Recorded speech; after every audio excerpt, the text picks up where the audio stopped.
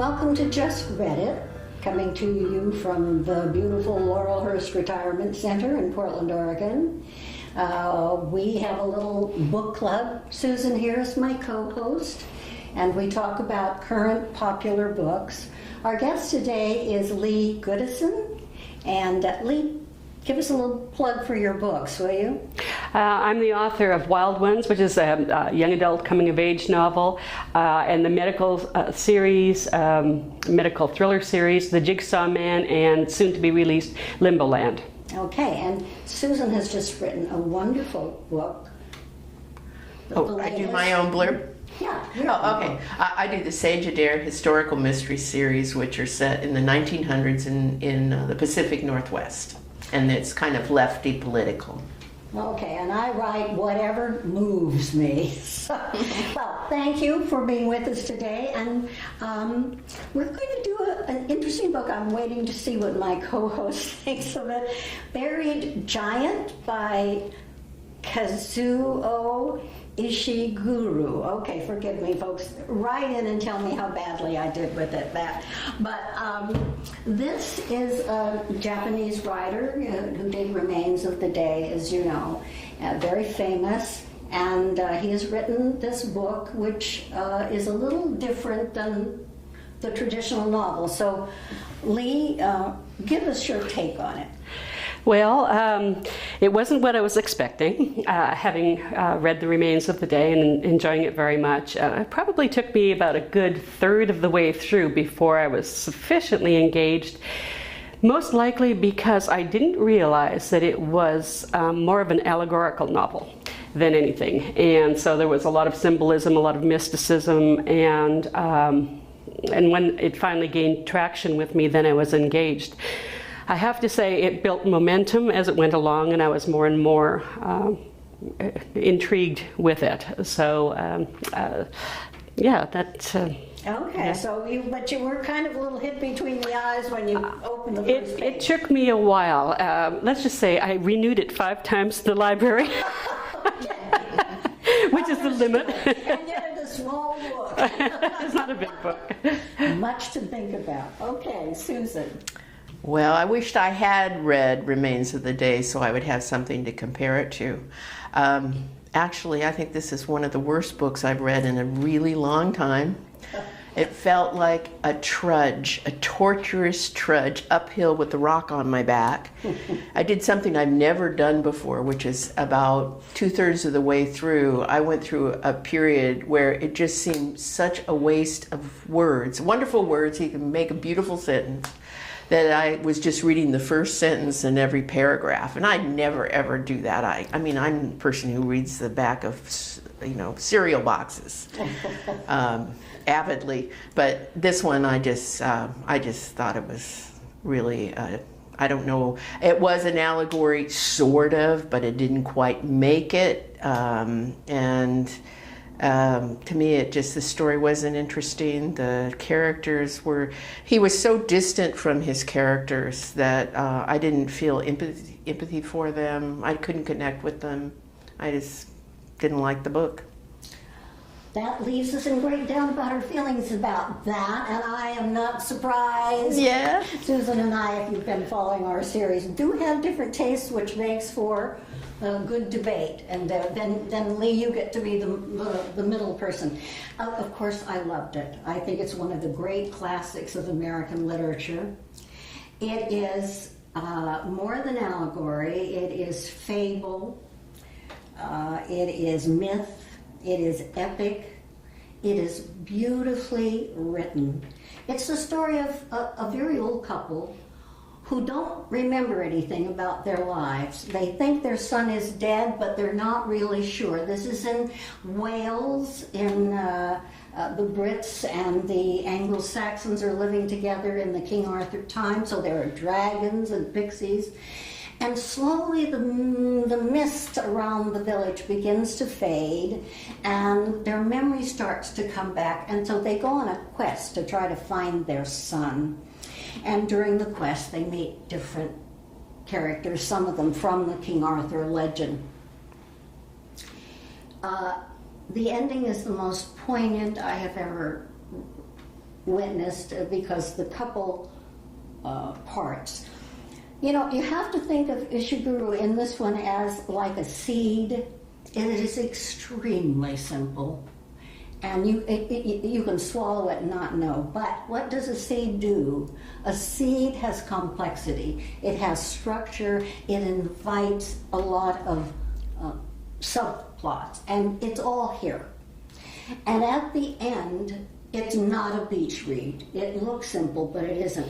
So at the end, the old couple split because they find out that she cheated on her husband, and that's why the son ran away, and it is her great shame. So she has an opportunity at the end of the book to cross the river, if you will, Leith in classical, the river of forgetfulness. Or Styx or whatever. Yeah, to forget her sin. And I don't want to lecture her, so I will stop. But to forget her sin, the husband wants to come with her. And we've seen a parallel example earlier in the story where a couple split. And she says, no, you come later, knowing that he won't follow.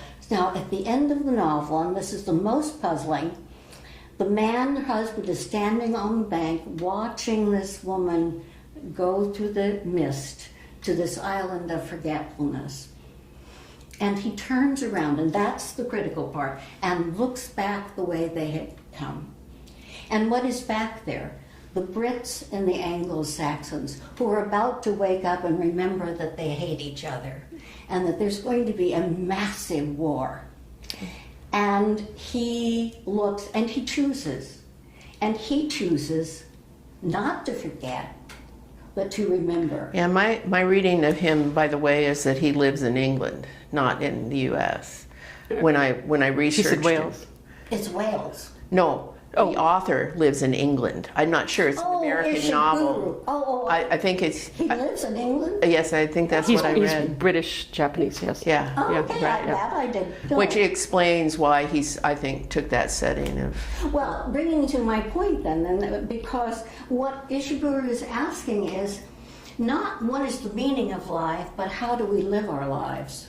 Are we going to feed upon our angers and our sorrows, or are we going to forget and forgive? Now, the interesting thing is this is a man of Japanese tradition who was living in a Western culture that bombed the heck out of his country and his culture. So these are meaningful questions, and probably more pragmatic than some of the more esoteric books. How do we live our lives? What memories do we keep? It's interesting in Amazon, the dichotomy between, you thinking it's a wonderful novel and me saying it's a trudge is exactly what happens on Amazon. It's like 50-50 on there. When you look at, or Goodreads, I think is actually what I looked at. And for me, he could have, the story, I just think he belabored the story to death, and there's whole paragraphs that, it's reminiscing and it's going back, and to me it was just a lot of wasted words, and he could have told the same allegory in a much tighter fashion. It would have moved a lot better and been more interesting. And not to mention, and you had said too, he didn't get engaged or involved. There were times when he did author intrusion where he stepped back and was the narrator, and where he was basically like the omniscient person saying, just from his narrator's point of view. And I found that rather jarring to step back out of the characters, but we never really got in deeply into them. We were more into almost like the hero's journey. But when you said about Remains of the Day, it's nothing like Remains of the Day. And this is his first novel in 10 years. So how that, when somebody isn't that prolific and is not, churning out a novel every couple of years, I don't know if this had been something that he had been mulling over for years and, and working on it, if he felt the need to, to produce something. But it was like nothing I'd read before and probably wouldn't pick up. But where I got hooked is the moment I saw the name Sir Gawain. Because I'm an Arthurian, so I love that particular time period, and up till that point, anything that was coming that was mythical, that was happening, did not seem possible because I was still stuck in a realism mode, not realizing that we were going into Arthurian legends and that sort of thing. So I was actually expecting it to take a different turn. And, you know, so I was surprised, and as we went along, and without giving, you know, any spoilers or anything, that was when it got me. We've got to wrap this up. I think it's more like a pantomime than a real drama. It comes out of, I think, the Japanese, I don't want to say kabuki, but like that. So we're going to find out where we stand on this if you have been hanging at the end of your seats waiting. Now, Leigh, we have a red marble for just read it, meaning recommend it, a blue marble saying back off, and we're going to ask you to pick one, and you've been with us before, so drop it in the glass. And this is a really tough one. If you know what you're going into, if you know what the style of the type of novel is going in, I would and if you like that type of literature, I'm going to recommend it. If you don't, and you like a fast read or, you know, mysteries or things like that, then it's not for you. But I would recommend it strictly on the fact that the last 2/3 were worth it, but the first third was tough going. Okay. All right. And I would only recommend it as a doorstop.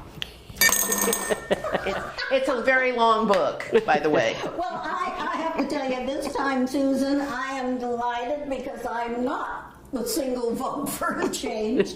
Okay. Big red. All right, ladies and gentlemen, thank you for being with us. Come back next time, and we'll see you. And I don't know what our next book is, but you check in with us regularly. Thank you. Bye-bye.